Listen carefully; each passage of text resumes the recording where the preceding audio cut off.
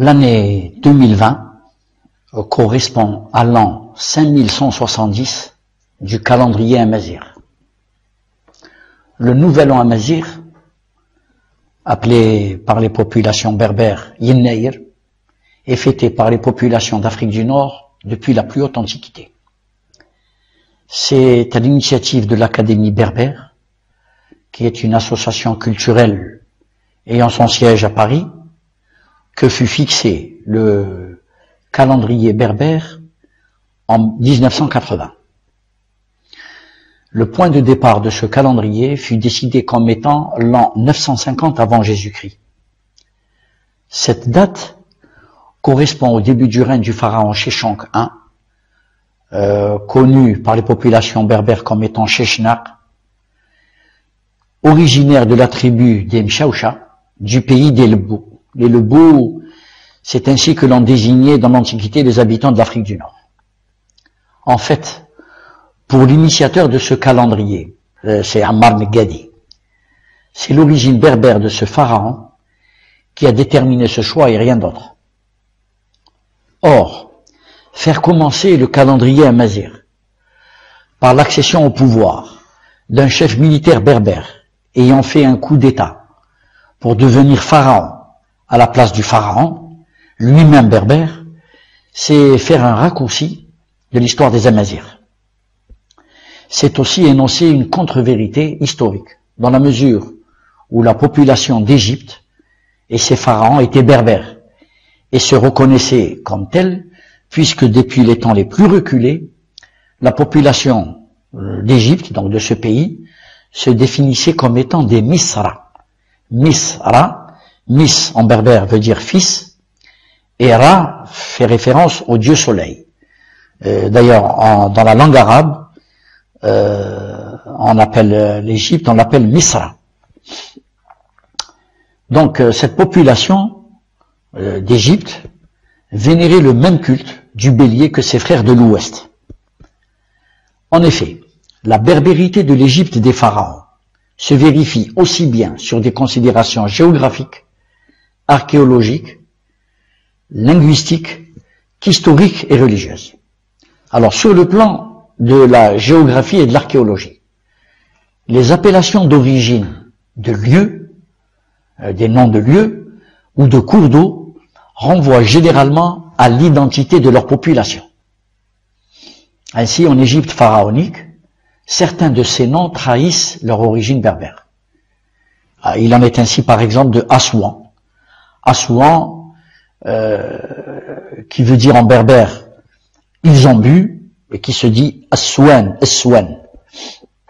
Ou alors l'oasis de Siwa, « Iswa », il a bu. De même que de Tinis, qui est la capitale de l'Égypte antique, durant la période allant de moins 3150 à 2700 avant Jésus-Christ.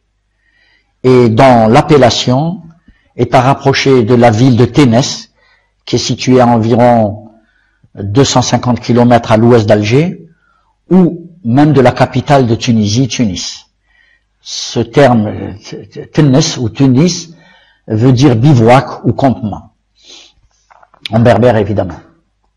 Le troisième pharaon de cette période, dite Timnite, porte le nom de Djer, dont l'étymologie pourrait être en relation avec le Djebel Djerjer, Djurdjura, Djerjer, qui veut dire grand, Djer, grand, ou avec le cours d'eau d'Algérie, se trouvant un peu au sud environ 70 km au sud d'Alger, qui est le Oued Djer. Pour ce qui est du plus long fleuve du monde, Werner Vichitzi soutient que Nil est une appellation d'origine berbère.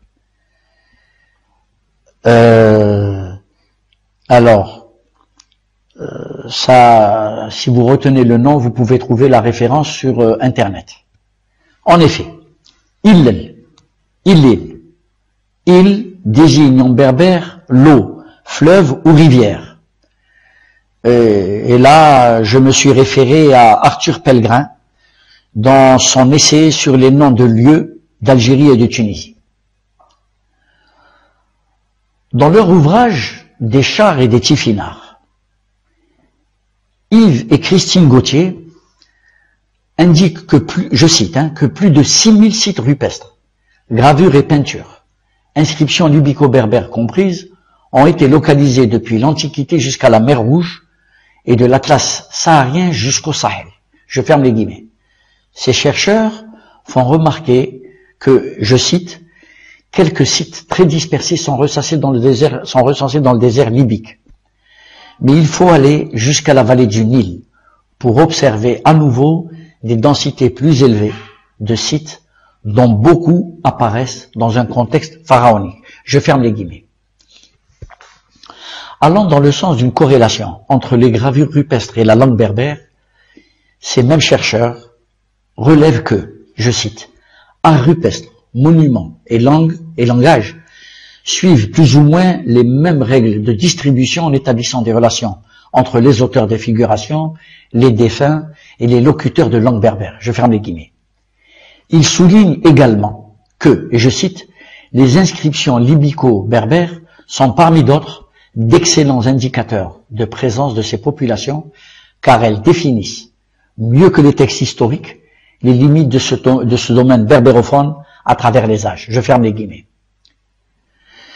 Ce qui montre l'absence de frontières cultuelles parmi les populations berbères de ces temps reculés, c'est la figuration du bélier à disque ou à sphéroïde, qui fut l'objet d'un culte depuis le néolithique dans toute la partie nord de l'Afrique.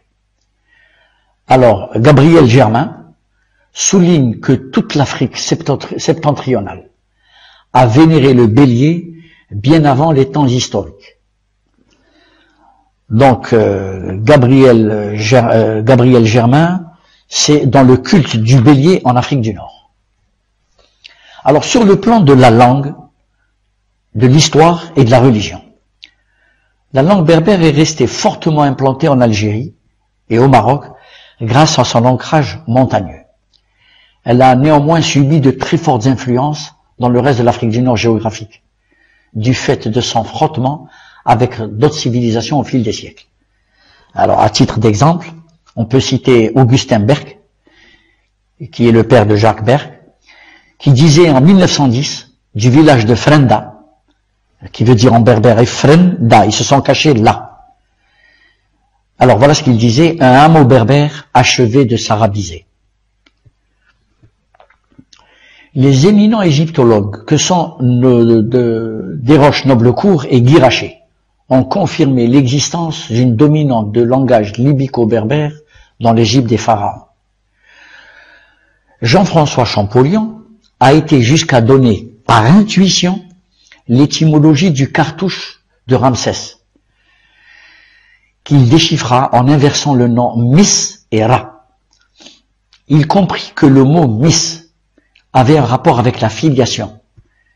Bon, mais sa méconnaissance du berbère ne lui a pas permis de donner l'étymologie du plus prestigieux des pharaons, qui s'appelait Akhenaton. Alors, ce qui est là, en fait, Akhenaton, c'est la déformation grecque de Enki Adon. Enki, c'est je suis, en berbère. Donc, je suis Adon. Adon, c'est le dieu soleil. Adon à son coucher, Et donc, Enki veut dire en berbère je suis, alors que Adon fait référence au dieu soleil dans la cosmogonie égyptienne, et au seigneur Adonai après l'exode chez les Hébreux. D'ailleurs, le Talmud confirme que le mot Enki veut bien dire je suis. Le Talmud le considère d'ailleurs comme étant le mot des mots. Pourquoi? Parce que lorsque dans la Torah, Dieu s'adressa à Moïse, Yahvé, Dieu donc, s'adressa à Moïse, il lui dit Enki, Yahvé Alehoka, je suis Yahvé, ton Dieu. Et donc, étant le premier mot prononcé par Dieu à l'intention de Moïse, c'est pour ça que le Talmud dit que c'est le mot des mots. Alors, l'origine berbère du mot Enki ne fait aucun doute, dans la mesure où c'est la population et le langage qui précède la religion et non l'inverse. Et les Hébreux, avant de partir en terre de Canaan, ils étaient en Égypte. Donc, il y avait une forte dominante de parler berbère en Égypte. D'où le mot Anki, qui veut dire je suis. Le fait qu'un pharaon de l'importance de Amenhotep IV change son nom en Anki Adon, je suis Adon, montre que le berbère était bien utilisé dans le langage courant de l'Égypte des pharaons. Le mot Amen, qui veut dire en berbère les eaux, fait référence à l'océan primordial duquel est né le dieu Amen-Ra, et non pas Amon-Ra, dans la cosmogonie égyptienne. Il n'est donc pas étonnant que l'on retrouve le mot Amen chez certains pharaons de la plupart des dynasties. Lorsqu'il déchiffra les hiéroglyphes, Champollion a constaté que celles-ci s'écrivaient sans voyelles, comme l'arabe et comme l'hébreu. Ceci impliquait que Amon pouvait se lire aussi bien Amen, Amin ou Amun. Alors, la sacralité de l'eau, mise en relation avec le fait que dans la Torah, Moïse demandait à ses fidèles de ponctuer ses prières par le mot Amen lors de la sortie d'Égypte, nous permet de déduire que c'est bien d'Amen qu'il s'agit et non d'Amon. D'où la nécessité de revoir l'écriture du dieu Amon en Amen et le nom du pharaon Toutankhamon en Toutankhamen. Pour ce qui est de la ville antique de Memphis, qui est l'appellation grecque, sa transcription en hiéroglyphe donne Mennefer, ce qui en berbère donne Amen-Efer, c'est-à-dire caché ou à l'abri des eaux. Cette étymologie rejoint la légende, reprise par Manéthon. Manéthon qui est un prêtre et historien des dynasties pharaoniques, qui relate que le pharaon Ménès, qui est une appellation grecque, avait établi sa capitale en détournant le fleuve avec des digues. Donc ça confirme bien l'appellation, donc l'étymologie en berbère, Mennefer, eau cachée des eaux. Donc il est temps que la signification des noms à consonance berbère de l'Égypte des pharaons soit revue à la lumière de la langue amazigh pour en connaître le véritable sens. Donc là, nous plaidons en quelque sorte pour un authentique calendrier berbère. Mais il n'est pas question de faire comme les Hébreux, qui ont voulu se distinguer en faisant remonter leur calendrier à 5779 années. C'est-à-dire qu'ils l'ont fait démarrer à moins 3761 années avant Jésus-Christ. C'est Hillel II, le Nagui, c'est-à-dire le chef de la communauté juive, qui, entre 330 et 365, qui conçut le calendrier juif. Il prit pour point de départ l'an moins 3761 en prétendant tenir compte des dates citées dans la Torah, c'est-à-dire dans la Bible, écrites entre le 7e, il faut le rappeler, entre le 7e et le 2e siècle avant Jésus-Christ, pour remonter donc jusqu'à Adam. Ça, c'est c'est sa thèse. D'ailleurs, dans son élan, il a même été jusqu'à affirmer que le premier jour de la création du monde, c'était le dimanche 6 octobre, moins 3761 du calendrier julien. En revanche, le calendrier des Berbères égyptiens a été conçu aux environs de 3150 avant Jésus-Christ, c'est-à-dire durant la période timnite. Il est la première réalisation connue de l'application des nombres à des observations précises, dont nous gardons à ce jour le témoignage. Il est le résultat de 50 années d'observation réalisées sur les intervalles entre les crues fluviales du Nil par les astronomes berbères d'Égypte. Ces calculs aboutirent à déterminer que l'année comportait 365 jours. Le cycle de l'agriculture